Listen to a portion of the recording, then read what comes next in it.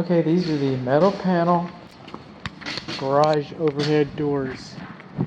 And our lintels have not been painted, and we do not have weep holes above them. Our casement's too close. But really we're talking about the operation of the doors here. We have warning notices posted inside of both of the doors as it should be. We have spring tension notices posted inside of the doors as it should be. Okay? Our optic sensors are higher than 6 inches from the garage floor. They should be no higher than 6 inches from the garage floor so that people can't be underneath here and stuff. The optic sensors are too high. The manual door should have been decommissioned so that you don't accidentally lock the door or purposely lock the door, forget about locking the door, come back, turn the door opener on, okay, especially since you can open these doors from anywhere. Open from anywhere, okay, and it could be locked and you wouldn't know. Those locks need to be decommissioned so you don't accidentally lock the door. One thing I noticed, okay, is that these door locks have not been decommissioned. I also noticed that our courtesy luminaries are not working inside of the doors, and then the receptacle outlets for the doors, these are GFCI protected outlets, and they're not labeled as being so. The door control buttons are high enough from the ground to keep little hands from getting to them, but there should be a warning notice posted on the door just like this, okay? You got a warning notice just like that. See that warning notice right there? You have something similar to that posted next to the door. Okay, now I've made a conscientious decision, a business decision to not do block tests.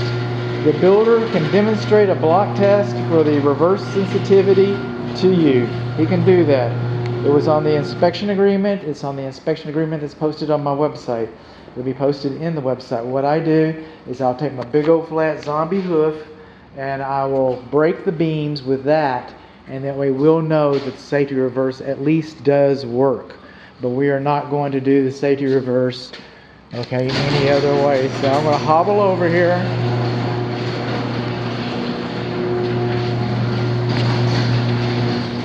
So we do know the safety reverse does work, okay? And again, I've got instructions on how to do a block test baked into the report and the link if you want to do them that way. I have them that way. Now, close from anywhere.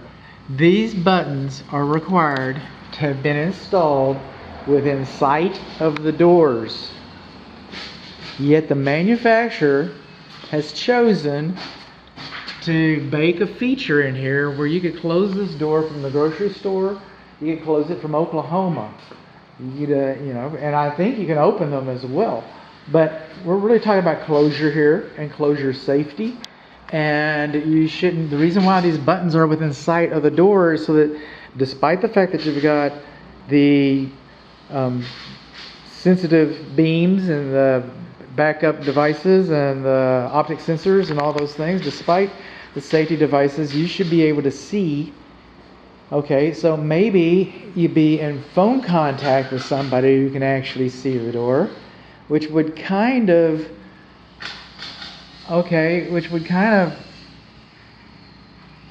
bypass the need, the concern for having them within sight of the door. I mean, if somebody can see it, they can operate it.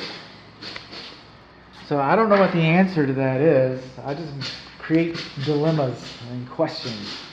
I don't know what the answer is. They have to be within sight of the door to operate them, yet you can operate them when you're not within sight of the door.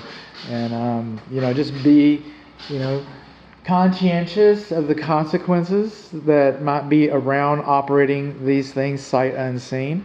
And, let your conscience be your guide. This door here, it should have a self-closing spring on it. Inspector Theater. Can I come in? Come on in, Mr. Fire. The door's open for you. Thank you. You always make me feel so warm and welcome. No, these doors should have self-closing springs on them. They really should. All right? I took mine off because of the groceries and it was annoying. I get that. But everything you care about, okay, the things you care most about, you might have an antique car or a motorcycle out here, but the things you care most about, your You know, your family, your friends, your pets, not necessarily in that order. You know, the things you care most about, all your paperwork, all your arts and collectibles, the things you care most about are on this side of the door. They're on this side of the door. So this door should always close so that you'd at least have, you know, a fighting chance of getting out alive. And that's what that's for. That's what that's for.